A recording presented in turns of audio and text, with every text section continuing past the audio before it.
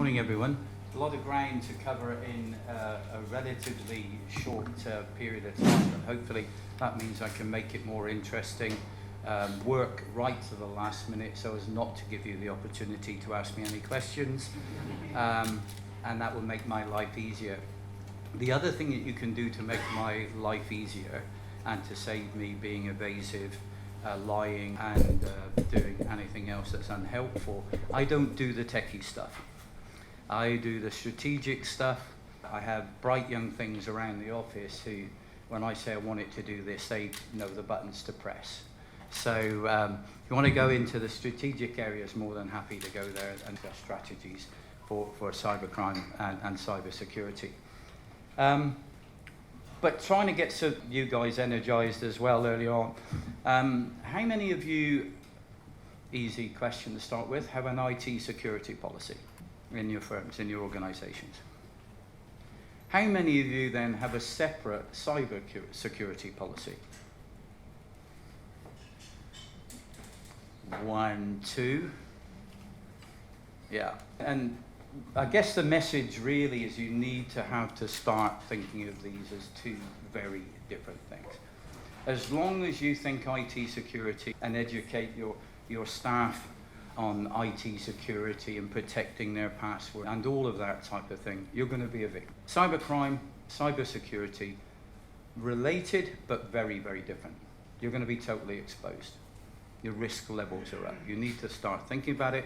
You need to start thinking strategically about cybercrime and the impact on your organization. It's a personal problem as well. I guess at some stage or other we all use our own technology to help us do our jobs. Perhaps on occasion without even thinking about the risk of crossover from personal hardware into the business world and exposing your organization to the threat of cybercrime. How many of you have the internet in your car? Growing threat. How many of you Bluetooth your personal phone or business phone to your car? Yeah, I guess most of us now, there's very few cars you can. You're exposing your firm to cyber risk. Going into coffee shops, restaurants, and using the coffee shop or restaurant network to access the web so you can work. You're exposing yourself to risk.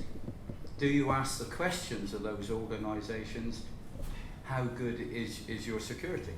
On a plane, we're starting to use our laptops more and more, unless you're like me and you fall asleep because you've had too much to drink before lunch, dinner, or whatever meal you're having. You start working. Suddenly you're at risk again because you're tapping into the aircraft's Wi-Fi system and exposing company data to the risk and to the threat. Very different. You're not talking about handing over passwords. You're not talking about letting somebody else use your computer. Cyber is very different from IT. Just something worth going there. All the places we can use it now. If it's got a chip in it, it can be hacked. I've seen and read information on washing machines being used to solve crimes, to create evidence, false evidence to prevent convictions, cameras, printers in the office. Anything with a chip in it will expose you. Any Wi-Fi network that you tap into that isn't protected will expose you. Even as simple as a hospital professor, leading consultant, had his medical system and his admin system open on his desk at the same time.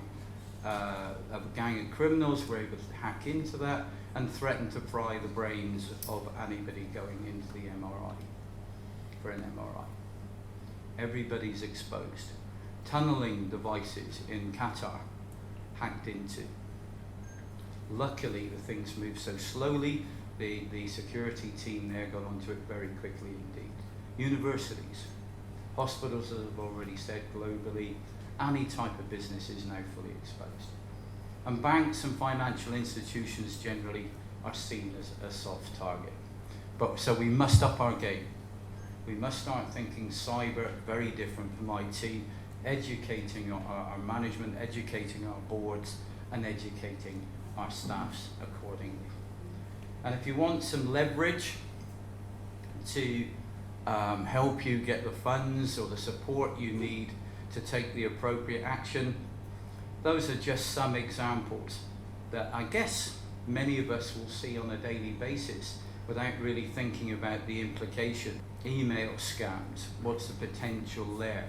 Yes, it's an IT issue, but it's also a cyber issue. Recently, I have been working with a firm where one of their business partners had their email systems hacked and taken over by a criminal organization. They were able to change, I've got to get it the right way round, a capital L into a small l and put in a capital I, changing names in email addresses, and forced the organization concerned to send money to an account which did not belong to the people who it was destined to be received by.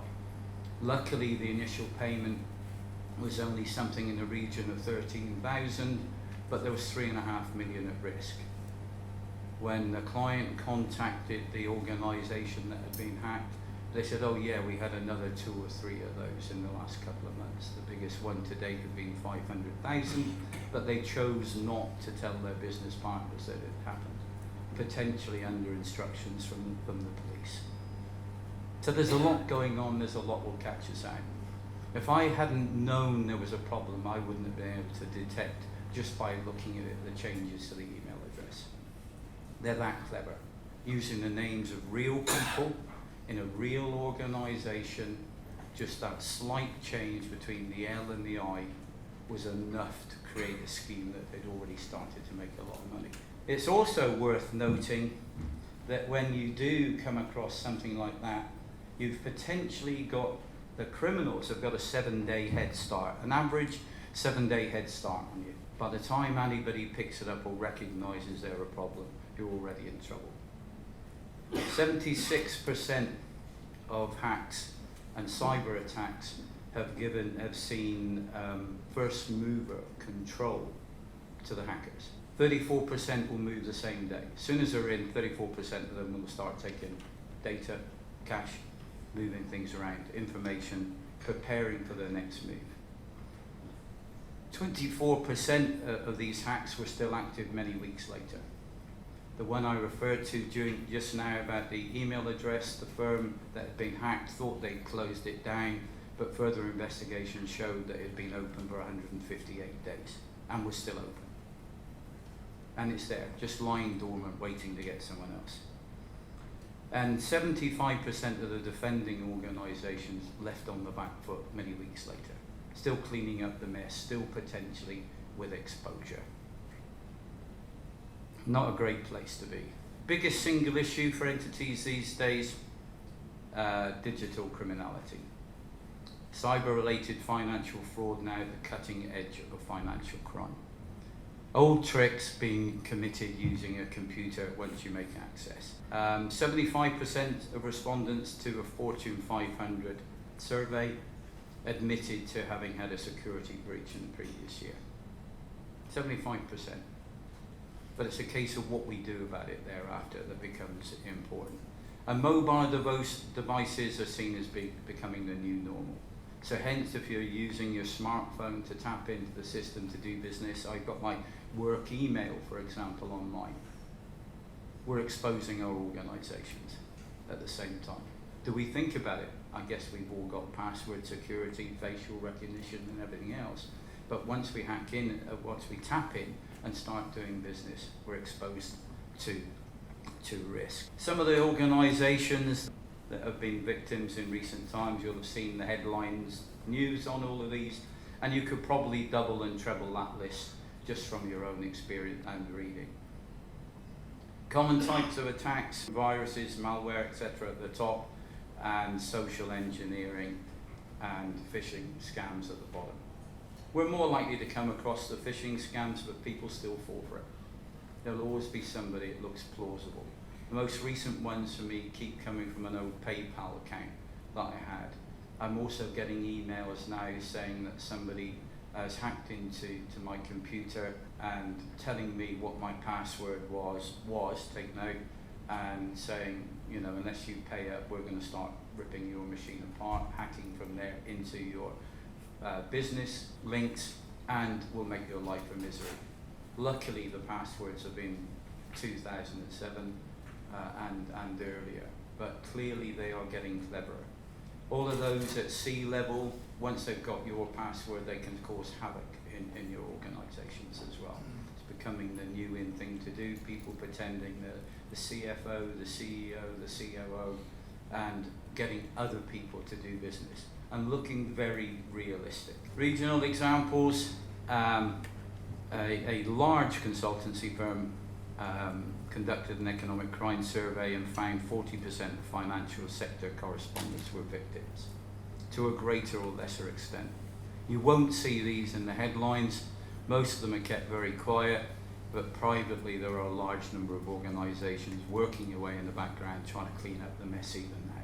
And again, feedback from other surveys, Qatar and the UAE and other countries, top 10 most targeted geographical location. Gulf News reporting, number of reported cybercrimes has doubled in the last year.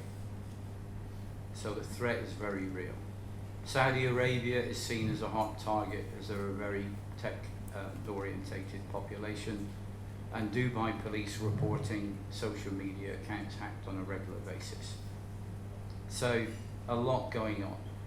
Disclosed cyber incidents, the vast majority will never make page of the news, but they are there just the same.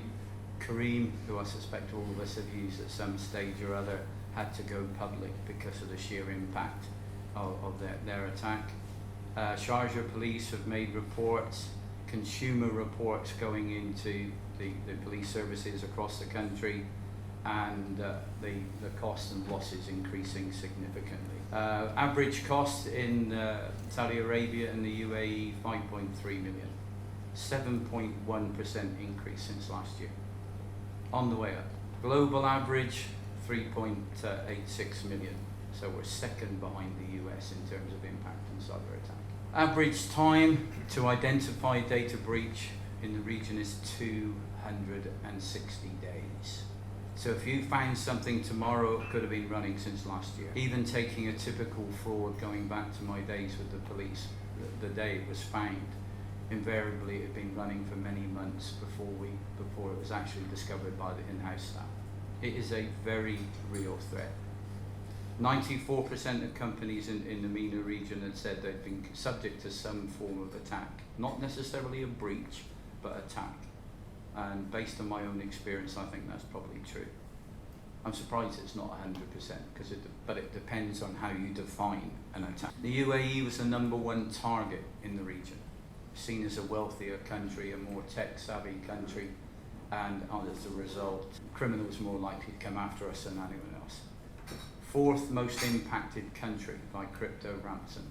And but one item of note is a couple of surveys now have indicated this, that the MENA region generally has still not come under sustained attack as other regions have.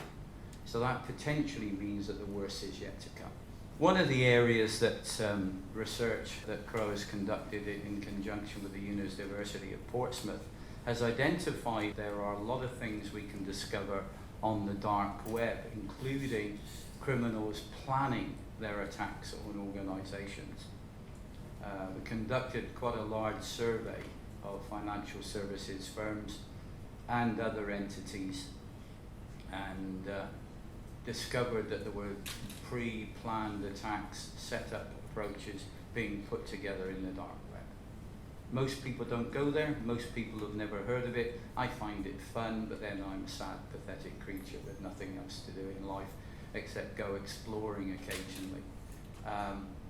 Exploring here can be eye-opening. It's the preferred destination and meeting point for many criminal organizations, whether it be in the cryptocurrency arena or just crime generally. Planning, wheeling and dealing, identifying attackers, sharing information, tools, etc. Which probably explains why the authorities spend all their time trying to find the search engines that people are using to get into the dark net or the dark web and closing them down.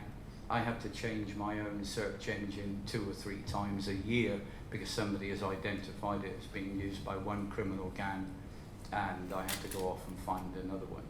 Wikipedia is always useful. It keeps you up to date with all the new special search engines you need. A lot of small peer networks on there, and as well as public organisations using them for their own private purposes. As I said, it's a well-known marketplace for illegal goods, services and activities. Type of things that we discovered were sale items for criminal gangs, sharing information, collaborating with other organisations, including template bank statements, utility bills, passports, etc. For all of those, and most of us are in the financial services arena, we're starting to think KYC here, we're thinking identity theft here, both corporate and individuals. We're thinking falsifying documents here, because if you've got the templates, you know what they look like, and off you go. And also for advice. They network, they talk to each other, not just in their finishing schools, which is the prisons where the failed graduates go, but also on the dark web before they've been caught. They'll be working out how best not to get caught and how to overcome our defences. And so I go back to my opening remarks. Cybercrime, cybersecurity is very different from IT security. And as organisations, we need to think that way. Sales of fraud packs, this is one of the interesting things. I'd not actually been looking for these and therefore hadn't come across them personally. But the survey found packs, folders of kit that could be used to commit criminal acts on specific organisations and types of organisations. All the tools you need to do so. Payment in cryptocurrency, and hoping that it will be a while before the authorities catch up on the illegal sites and banks and organisations. So we need to be prepared. Risk assessments, taking it very, very differently. What's useful here is that the DFSA have already told us that next year that one of their thematics will be on cybercrime, cybersecurity. Clearly it's climbed to the top of their list now. Linked to that is their expectation that the matter will be addressed at board level and that there will be appropriate policies and procedures in place internally, separately identifying cyber risk. But you need to look at it from your own point of view. What do you need to protect, assess the risks associated with it, and then look at international best practice. But management must be involved, and the more senior, the better. They've got to take it seriously. Otherwise, it's not going to be effective the same as many other systems and controls. Preventative measures, privacy policy, security manuals, training, and cyber insurance. Be careful about your choice of cyber insurance and your cyber insurers. Many insurance companies do not understand cyber risk, and their policies don't adequately cover the cyber threat and the potential impact on your organisation. I do recommend it as a key tool.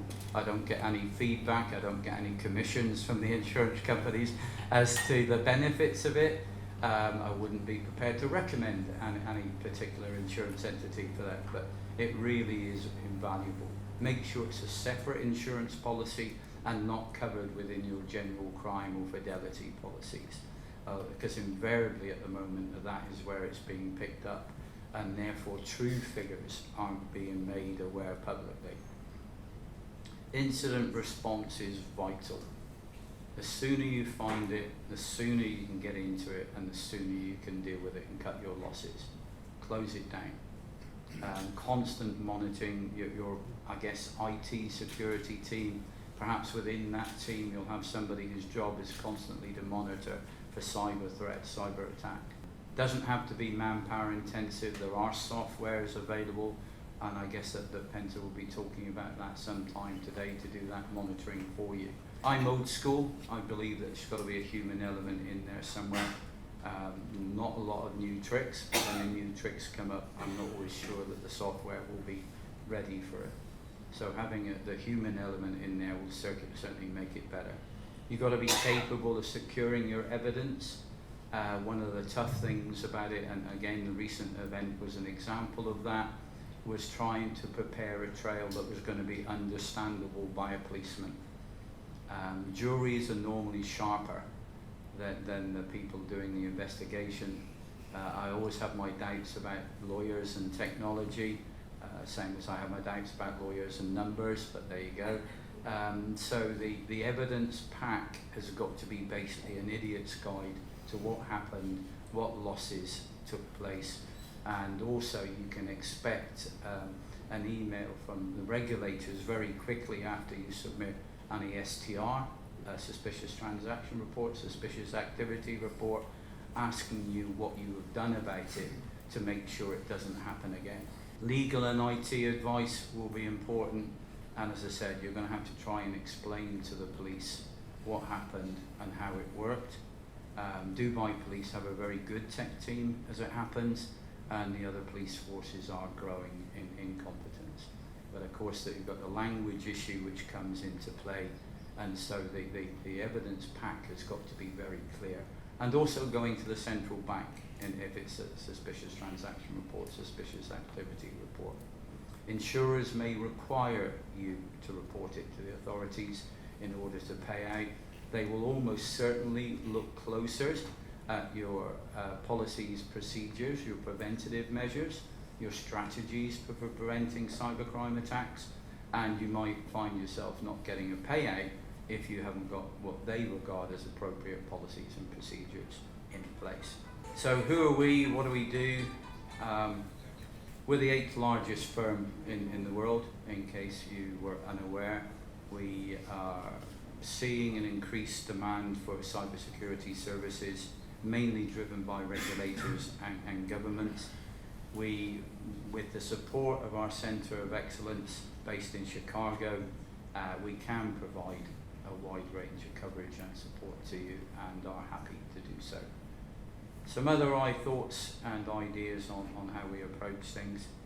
That's all for me for now. Happy to take questions, as I said, as long as they're non-techie. Thank you very much.